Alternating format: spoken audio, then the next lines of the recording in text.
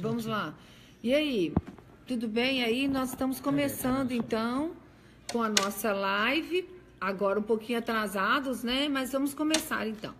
Então, o dia de hoje foi um dia mais voltado para a parte respiratória e também para a parte fonoaudiológica.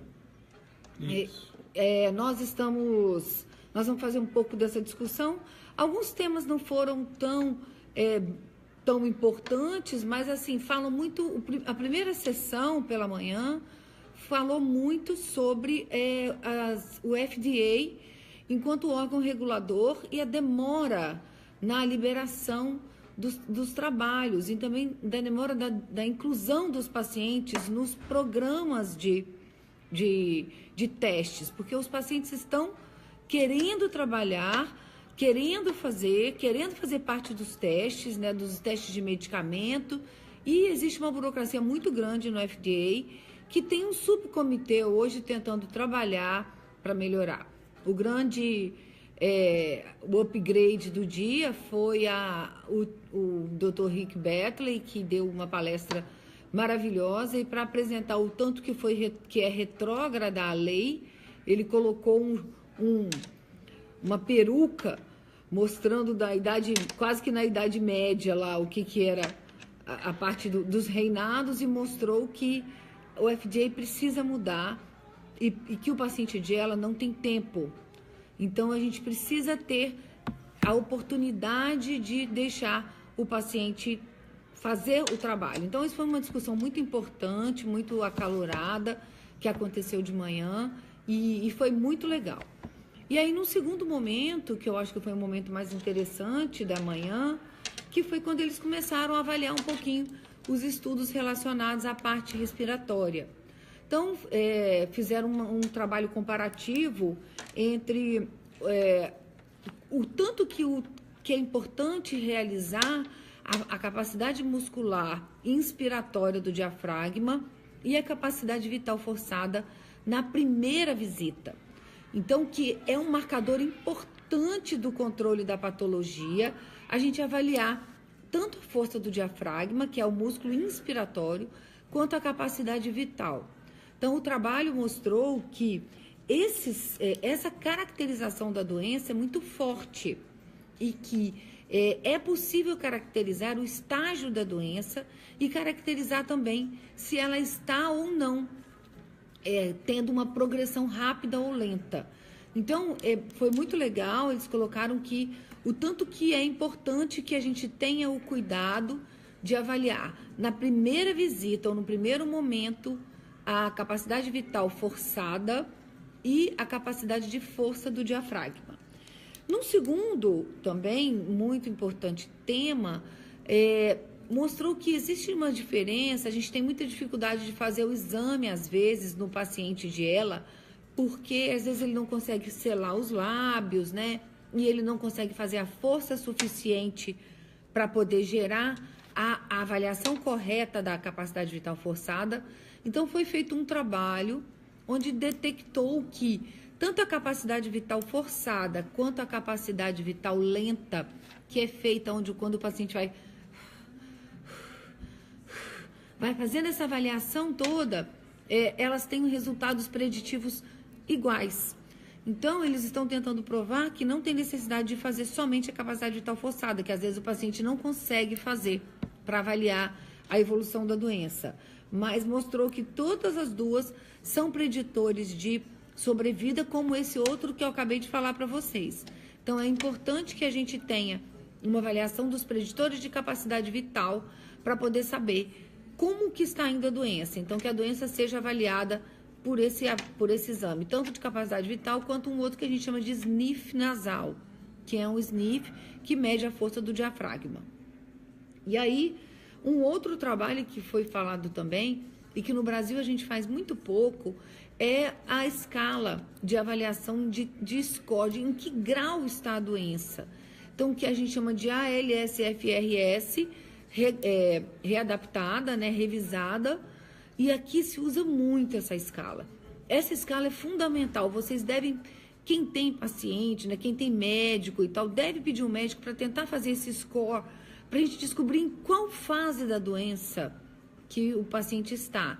Porque esse score, ele determina se a doença está progredindo ou não. Então, todo profissional da saúde deve utilizar o score para avaliar como está o grau da doença, o nível da doença. Porém, na parte respiratória, o score de desenvolvimento respiratório, eles estão questionando se ele tem uma correlação forte ou não. Mas no final do trabalho mostrou que efetivamente o score de avaliação respiratória é um score forte e que efetivamente ele diz como está a capacidade vital. Mas que eles querem também tentar colocar a capacidade vital lenta e outros scores também, para poder ser mais fidedigno na hora de avaliar a capacidade do paciente. Um outro trabalho muito bom, foi do americano John Newstein. Ele falou sobre os gráficos que a gente faz quando a gente utiliza o Coffee Assist. Quando a gente usa o Coffee Assist, em algum momento, principalmente os pacientes bulbares, não tem indicação do uso do Coffee Assist na máscara, porque acaba acontecendo aquele vedamento que a gente chama de vedamento glótico e acaba atrapalhando a saída da secreção. Então, ele mostrou que quando a gente avalia especificamente nesse gráfico, a gente consegue detectar qual foi a hora da pressão que acontece esse fechamento glótico, que pode atrapalhar. Então, ele propôs que a avaliação do Coffee Assist seja feita por um profissional que entenda de gráficos e que possa efetivamente mostrar qual é o melhor tempo inspiratório e qual é o melhor tempo expiratório para sugar no Coffee Assist, evitando que o Coffee Assist seja subutilizado. Então, esse trabalho foi muito legal, é um trabalho muito novo, ele foi muito elogiado e mostra, assim, que as pessoas estão avaliando não só a parte da medicação, né, mas o que pode ser feito para melhorar o dia a dia do paciente. Então, como que a gente consegue fazer para melhorar a capacidade de sugar do Coffee Assist? A gente sabe que no Brasil a gente tem um problema de que até poucas pessoas têm o Coffee Assist. Mas quanto mais eles estudam e mostram essa importância, mais a gente vai ter possibilidade de que os convênios, de que o próprio Estado, né, entregue o Coffee Assist para nós. Então, foi um trabalho muito legal e muito avaliado aqui também. Um outro trabalho que também falou sobre o uso do bambu e do Coffee Assist. Também tentando mostrar que tanto o uso do bambu com a manobra de air stacking quanto o uso do Coffee Assist são importantes para fazer com que o paciente tenha capacidade de tosse. Mas que, efetivamente, a gente sabe, né, que para tossir, o melhor é o Coffee Assist. E aí foi o que ela teve como resultado, mostrando que numa manobra para avaliação da tosse, o uso do Coffee Assist é o mecanismo mais importante. Então, mais um trabalho falando tanto que é importante que o paciente tenha o Coffee Assist não só na traqueostomia, mas que ele tenha o Coffee Assist para utilizar na máscara e durante o dia, durante as dificuldades para tossir e com estratégia específica para fazer o paciente tossir. Então, também uma coisa interessante para a gente avaliar, porque a gente tem que começar a solicitar que mesmo que o paciente não seja traqueostomizado, que ele tenha o Coffee Assist. Tá tudo bem? Nós estamos muito rápido. O que vocês estão achando? Vamos convidar as pessoas para participarem, para vocês fazerem perguntas, né? A gente sabe que hoje não teve muito sobre medicamento, hoje teve muita coisa sobre a parte respiratória, a parte da deglutição, mas estudos que estão sendo feitos mais para que a gente entenda como é que isso tudo funciona. Então, é bem legal. E o último, pode falar. Deixa eu só dar uma palavrinha aqui. Eu queria mandar um abraço especial aqui para o Enilton, que a Célia falou que ele está mandando um abraço, né? Boa noite aí para todo mundo.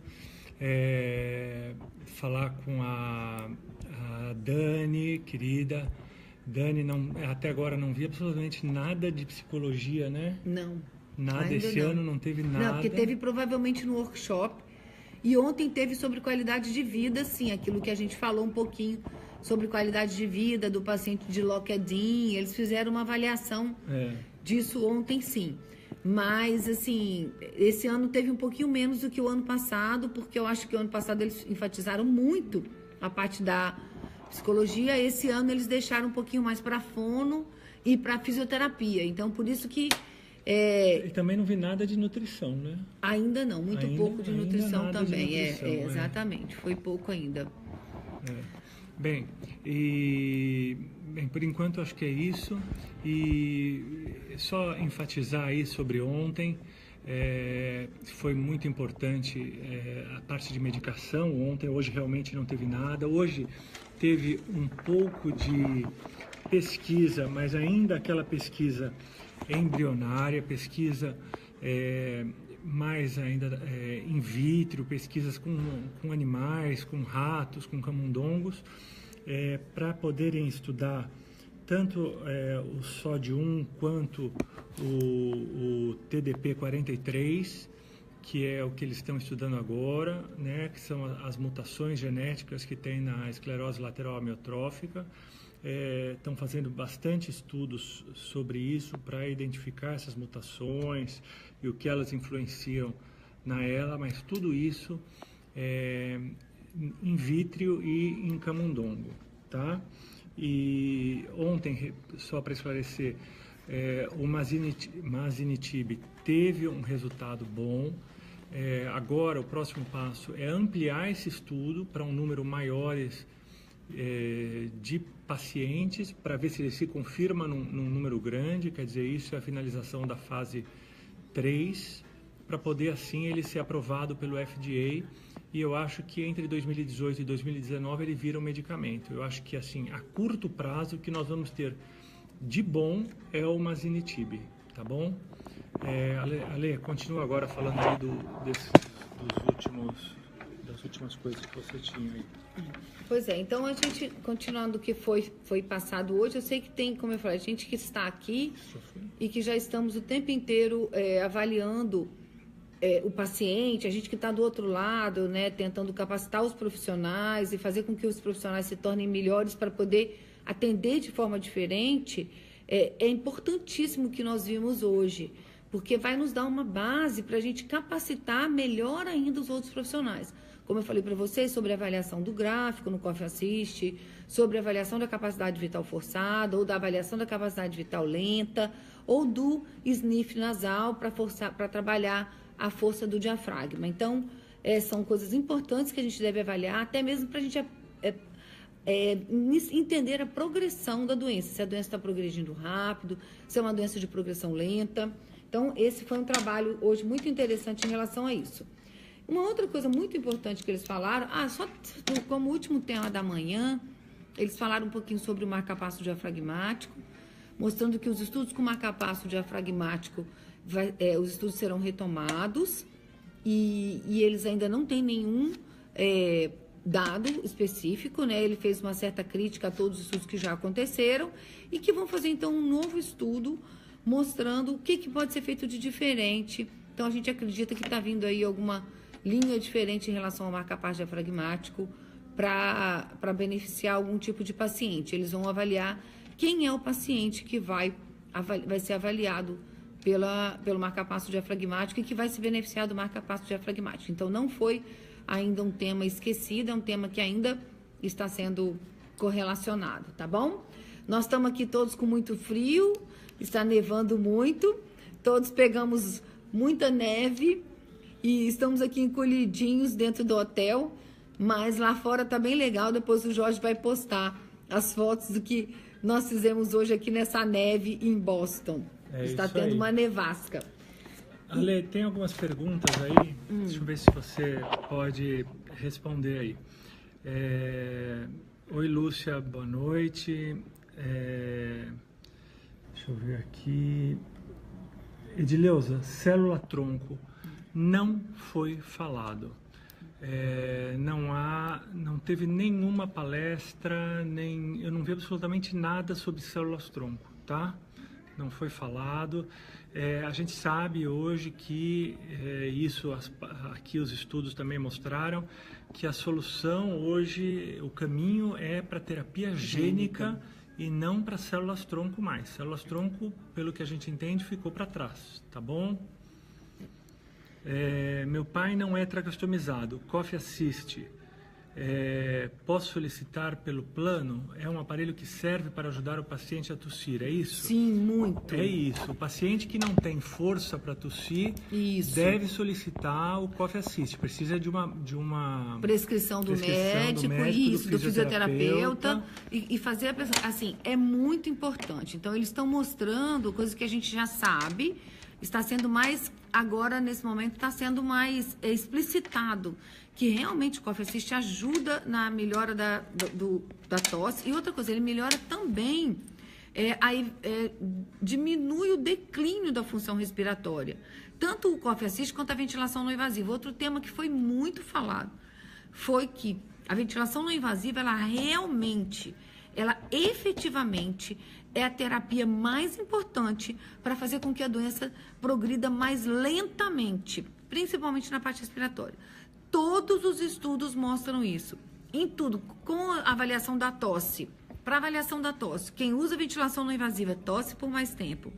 Para avaliação da deglutição, quem usa ventilação não invasiva deglute por mais tempo. Então, são estratégias que foram faladas mostrando que, efetivamente, a ventilação não invasiva é muito importante. A gente tem que brigar por ela o mais rápido possível. Então, o paciente que já está no início da doença, que ainda não tem grandes dificuldades respiratórias, já deve tentar buscar essa ventilação não invasiva, tá bom? Mas o que nós vimos hoje, então? Nós vimos numa segunda parte, isso tudo que eu falei para vocês, sobre o marca-passo diafragmático, sobre o uso dessas técnicas, né, de máquina de tosse, de ambu, mostrando que nós estamos bem no caminho certo, sabe? Não são muitos lugares do mundo que sabem fazer isso, não. Mas os que apresentaram mostraram um valor significativo às técnicas. Então, é dizer que nós estamos no caminho mesmo. Assim, o que a gente tem feito hoje no Brasil principalmente nós da associação, né, da Procura, estamos capacitando os profissionais de uma forma muito, muito atual, muito atualizada e o que há de melhor no mundo. Então, eles falaram muito tanto do coffee, quanto da ventilação, quanto do uso do ambu, nessa parte também. E à tarde também teve uma coisa muito interessante sobre a parte de fono, né? Um trabalho bem legal feito com a fono, começou aqui falando um subcomitê muito interessante que se chama NILS.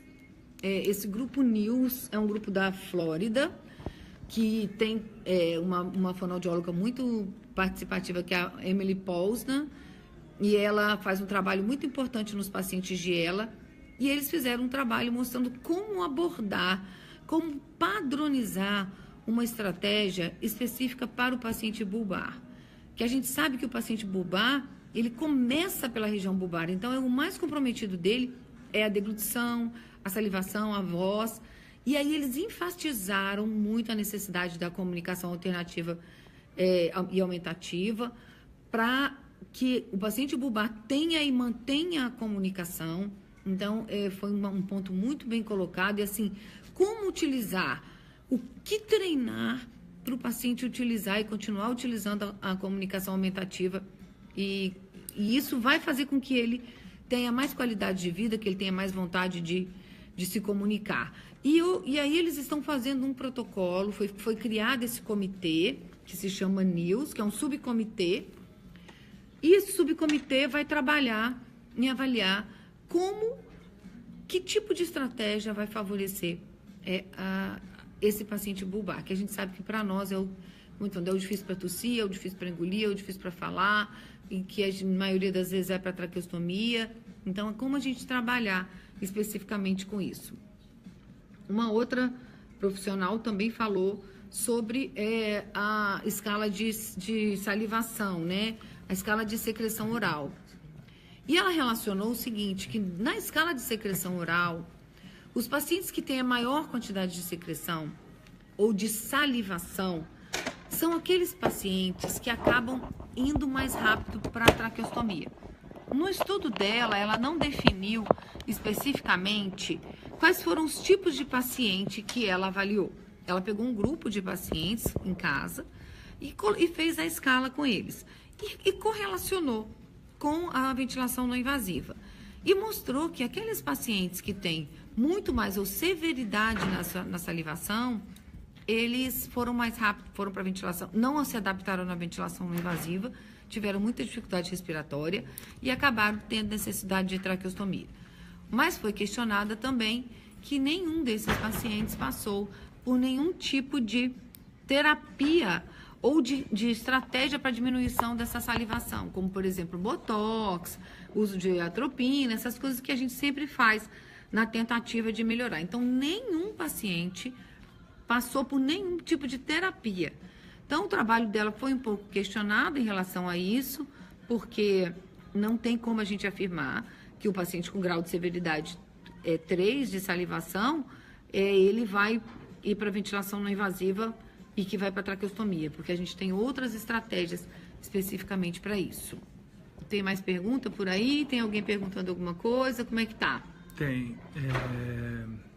A Hilda perguntou do Masitinib se ele para a doença ou se o paciente melhora. Diminui a progressão da doença.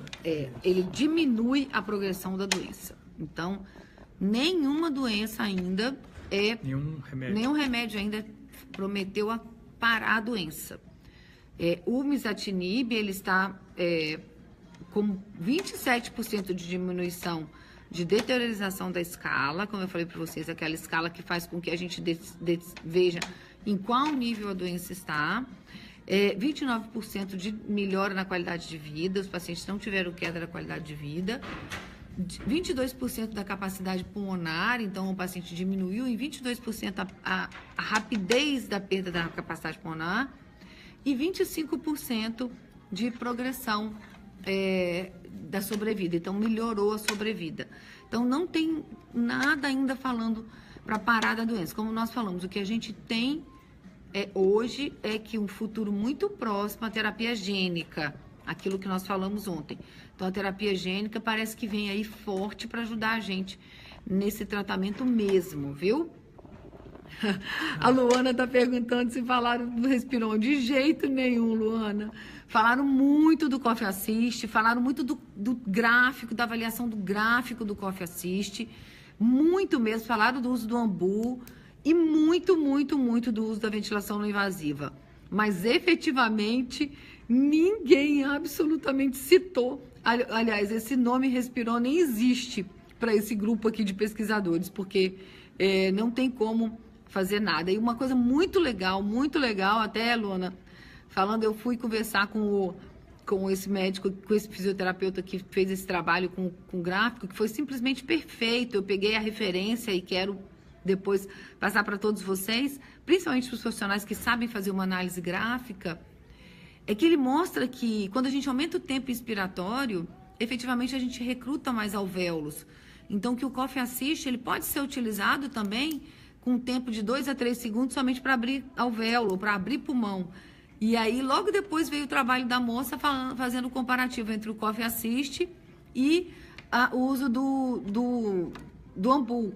E mostrou que o Coffee Assist realmente consegue abrir pulmão e consegue recrutar áreas alveolares que estavam fechadas. Então, foi muito legal, muito, muito, muito. Que legal, Luana, falaram isso aí também no final de semana. Que bom, porque aqui foi muito falado. E assim, só reafirma aquilo que a gente faz. A gente sabe que nós estamos nesse caminho. Falaram de Respiron, que ela está fazendo cara de choro aqui. Mentira, não é possível. Não, Respiron não tem nada disso. Não tem indicação nenhuma. E outra coisa, ele mostrou histologicamente como que funciona no tecido pulmonar, quando você faz pressão no tempo. Aí eu fui perguntar para ele sobre o mecanismo que a gente chama de mecanismo de Pendeluft, e ele concordou comigo assim, 100%. Ele falou, é exatamente isso, Alessandra.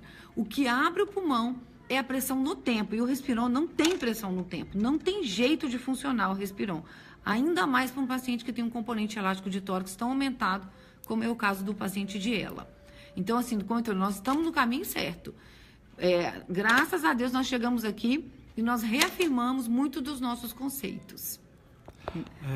Hilda, só para terminar, respondendo sua pergunta, não é que não tenha indicação para todos os pacientes. Acontece que todos os estudos clínicos são feitos com pacientes com menos de 2 anos de doença, são feitos com pacientes que têm 70%, 80% de capacidade de ventilação. Então, quando isso vira um tratamento, os médicos indicam para estes pacientes. Não quer dizer que não é bom para os outros. O que quer dizer é que não foi testado nos outros, entendeu? Só participaram de estudos os pacientes em início de doença e com uma boa capacidade respiratória, não é isso, Alessandra? Isso mesmo, e aí é exatamente isso. Então, isso é com todos os remédios. Todos os remédios eles fazem, por quê? Porque eles fazem esse teste. Por isso que foi uma das coisas mais questionada na manhã.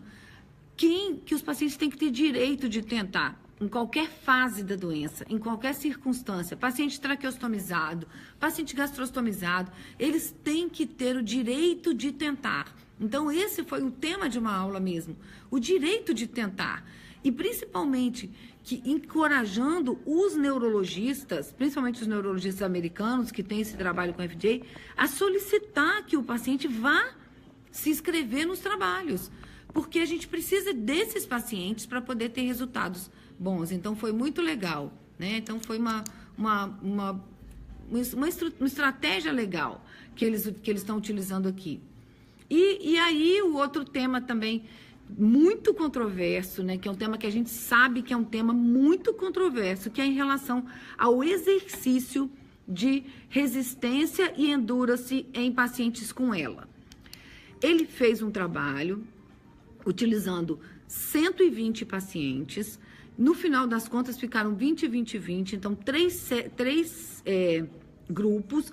Um grupo utilizou muito alongamento, um grupo alongamento, outro grupo exercícios resistivos devagarinho, com peso, nada exaustivo, até 60% da capacidade submáxima, e um exercício de endurance, que era uma bicicleta. Todos os pacientes tiveram uma excelente adesão. Foi ótimo.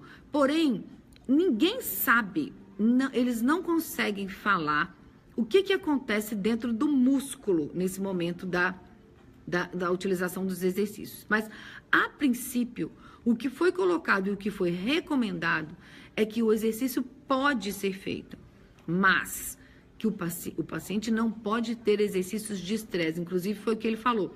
Nada ainda foi feito para mostrar se o exercício é capaz, o exercício de esforço é capaz de piorar a doença. Mas os exercícios que ele passou mostrou que não influenciaram em nada no resultado da doença. E um outro trabalho interessante que ele falou que foi os exercícios de alongamento foram os exercícios em que o paciente se sentiu melhor. Então, que é para incentivar a realização dos alongamentos. Uma coisa interessante é que esse trabalho, nos Estados Unidos, os trabalhos são feitos pelo fisioterapeuta indo na casa do paciente e também pelo paciente fazendo sozinho. Então, eles fazem a prescrição do exercício e o paciente faz a prescrição do exercício sozinho e faz o exercício em casa sozinho, mas sempre acompanhando os resultados com o fisioterapeuta. Então, eles querem até fazer um trabalho depois online, igual nós estamos fazendo assim, para saber no dia a dia como que o paciente está evoluindo com essa coisa da doença. Mas o trabalho foi muito interessante e mostrou que nós podemos sim fazer o exercício. Outra coisa, foi excluído do trabalho todos aqueles que já praticavam exercício. Então, aqueles pacientes que já eram atletas foram excluídos do trabalho. Fizeram o trabalho, apenas aqueles pacientes que não tinham nenhuma atividade física pregressa à doença e que não tiveram nenhum tipo de alteração cardíaca, diabetes, essas coisas que acabam atrapalhando no exercício. Então, foi muito bom. Quebrou um pouco dos paradigmas e até mostrou que nós também estamos no caminho certo, que fazer exercício pode, só não pode fazer exercícios de resistência muito forte, Pode fazer exercício? Pode e deve. O exercício deve ser feito. O exercício melhora a qualidade de vida, melhorou o bem-estar, melhorou a depressão. E aí, só não sabemos ainda o exercício de alto impacto, musculação, essas coisas. Provavelmente esse tipo não vai ser indicado, mas não tem nenhum estudo ainda falando sobre ele. Então, é a próxima etapa do estudo desse médico, é exatamente como fazer isso. Agora, então, Cristina, é isso mesmo, você pode fazer 1 ano e 7 meses, você pode fazer, e depois sabe o que você faz? Pede o fisioterapeuta para fazer com você, para ele alongar, para ele mobilizar, trabalhar o tronco, um pouquinho de abdominal, e também você pode fazer um pouquinho daquele ciclo ergômetro de movimento leve, nada exaustivo, mas mostrou que o trabalho com exercício é importante, viu? E o último, os 2 últimos temas foram em relação ao colar cervical, que está sendo desenvolvido um colar cervical interessante, mas também está bem no início dos estudos. E, por fim, agora à noite, acabamos de fazer a última, que foi para utilização nas cãibras. Foi feita uma avaliação, uma revisão que a gente chama de uma coisa que chama Cochrane, que é um instituto de pesquisa que faz uma revisão. E ele fez essa revisão e mostrou que não tem nenhum tipo de medicamento que efetivamente atua na cãibra no paciente de ELA, descrito na literatura. Então, ele chegou a essa conclusão, acha que eles vão continuar o trabalho, mas no período que ele fez a busca e o trabalho que ele fez, alguns tiveram... O único que teve um resultado fez muito mal, deu enjoo, deu tonteira, e aí o paciente acabou suspendendo o medicamento. Então, na verdade, o medicamento para cãibra também está sendo estudado no caso do paciente de ELA. Bom, esse foi o nosso dia, né, Jorge? Um dia bem puxado, e agora nós estamos indo para a apresentação dos posters, que nós vamos tirar foto e depois vamos apresentar para vocês o resultado de tudo que foi falado lá. Em um momento que a gente voltar agora novamente, nós vamos fazer uma revisão e a gente pode marcar uma outra. Patrícia, o colar cervical pode colocar o colar cervical que você quiser. Esse trabalho que foi feito é que eles estão desenvolvendo um colar cervical para que seja mais confortável. Porque tem alguns pacientes que não aceitam o colar cervical porque atrapalha para falar, atrapalha para respirar e atrapalha para engolir. Então, quando esse paciente tem essa dificuldade, eles então estão tentando criar um outro tipo de colar cervical para isso. Então, é muito legal. Aqui, Neide, não tem aqui nada no trabalho falando sobre o ortostatismo, né?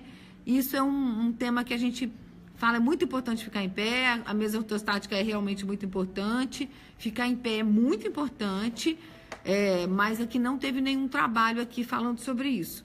Só falou sobre exercício, né? Mostrando a condição cardiovascular, que é muito, muito, muito bom, tá bom? Então, nós vamos agora lá, porque agora eu tenho que apresentar meu pôster e depois eu dou notícia para vocês, tá bom, gente? Um beijo! Gente, é isso. Vamos terminar por aqui, tá bom? Amanhã nós temos mais, até as 2 horas da tarde, nós temos mais simpósio. E depois, amanhã ainda, a doutora Alessandra vai embora para Goiânia. E nós continuamos aqui até depois de amanhã, quando vamos embora, tá bom?